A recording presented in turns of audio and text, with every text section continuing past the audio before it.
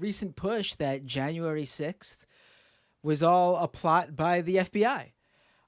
This is something that has been pushed via various right wing media outlets, and I guess I should Yeah, play this. and some figures, like pretty prominent writers. I'm gonna do the thing where I switch the first letter of the first name and the first letter of the last name. That way, it's not totally clear who I'm talking about. Glenn Greenwald. Uh, I mean, let's I get really I don't want to dive into him because I'll just get upset. But like, right, just completely bummed. right. But like.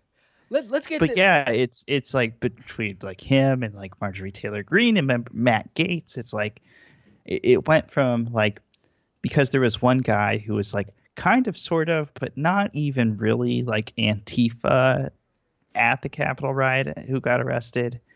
Then it was like the riot was an Antifa thing, and now it was like an FBI thing because people don't understand how charging documents work, and think that like unnamed sources in a charging document is like a substitute for secret agent, which sometimes it is, but usually it's not. right, right. I mean, listen. Obviously, the FBI has a history of, especially when it comes to Muslim people, and when it comes to like environmentalists and animal rights groups, leftist organizations, of infiltrating and pushing troubled people into doing things that they normally wouldn't do, if they didn't have those means that the FBI provides when trying to sort of entrap them. So I understand that in terms of being skeptical about these things. But I mean, well, number one, here's this: we do know that there was FBI involvement somewhat with January 6th, because we know that members of the Three Percenters and Proud Boys have offered themselves up as FBI informants. I mean, they don't want to spend any time on that. Now, these are people who are fully involved and believe in everything here, and they're just out trying to save themselves from trouble by ratting on their buddies. And I mean, so yeah, we do know in terms of informants that there was involvement there. But that doesn't necessarily in any way, shape, or form mean that the FBI was involved in the planning of the event. If anything, what we know signifies that they were probably able to find everybody rather easily, because there were people who were there informing the FBI. Yeah, that was so and so. He lives here, here, and here. I know his contacts. Here's his information. There you go. I mean, we know that these groups had people. I mean, the leader of the Proud Boys, Enrique, what's his face? I'm having another mental block right now. Tario. Thank you. He is has been an FBI informant himself. Yeah, I mean, as tough as these guys talk, as soon as like they wind up in the metaphorical interview room sitting across the table from a couple agents, most of these guys flip like any other scared person would. Um, and something that this claim like completely misses is that it's pretty standard practice in indictments where, if there is a subject in the indictment, so like if you see like an unnamed source or a confidential source, that can mean a few different things. It can mean um, a agent of that agency. So like it is possible that that is like an FBI agent. It could be an FBI informant, which is different because they may receive some sort of compensation, but they're not a government worker. They are maybe a member of a group that is providing information in exchange for money, or in exchange for not being prosecuted on their own.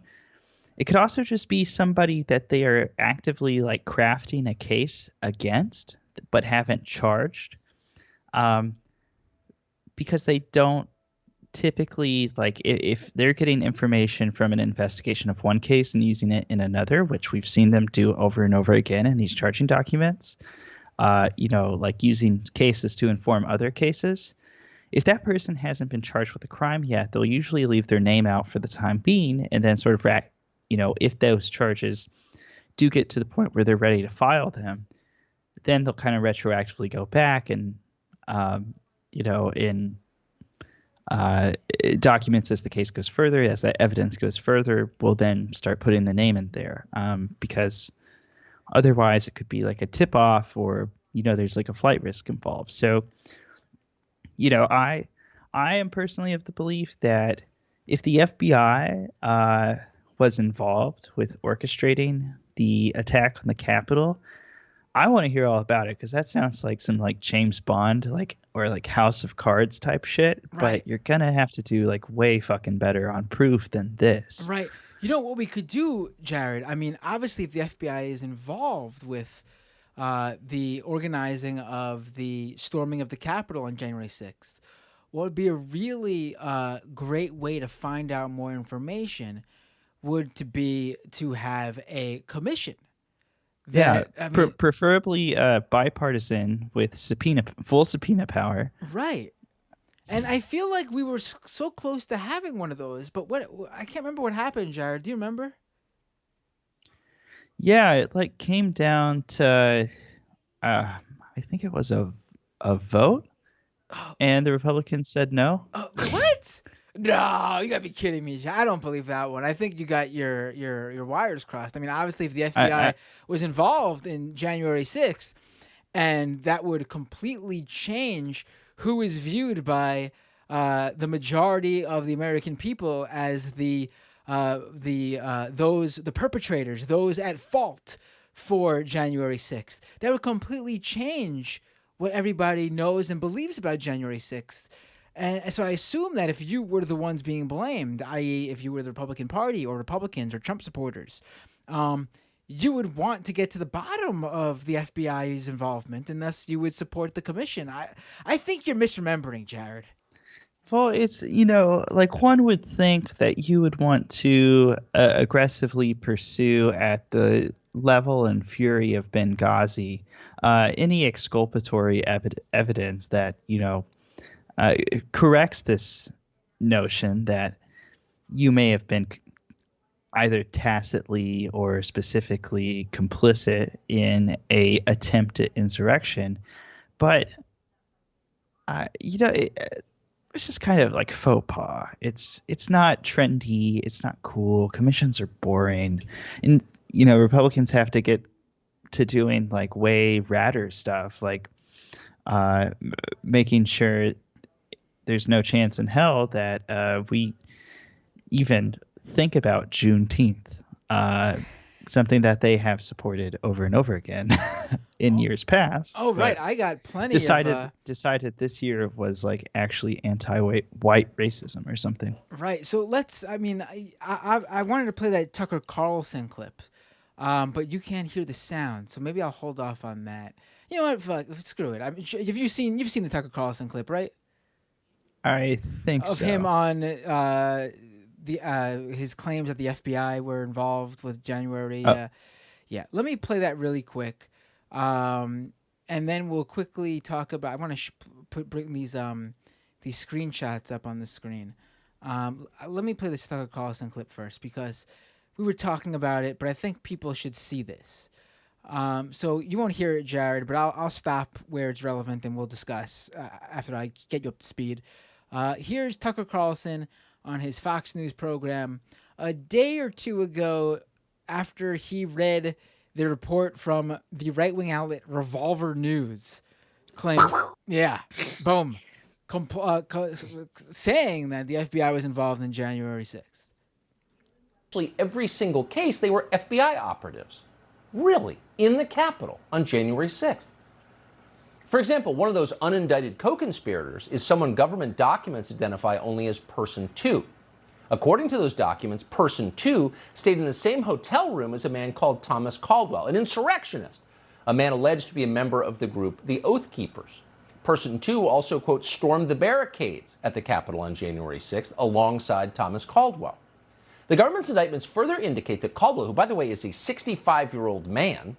I love how Carlson brings up that Caldwell, who is one of the people who is being charged, who it's his case that he's bringing up, who has the unindicted co-conspirator.